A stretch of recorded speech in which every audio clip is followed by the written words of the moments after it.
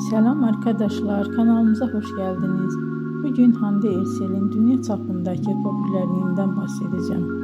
2020 yılında yayınlanan Sen Çal Kapımı dizisi Hande Erçel'in kariyerini yeni bir zirveye oldu. Dizide Eda Yıldız karakterini canlandırdı ve bu rol milyonlarca izleyici tarafından sevildi.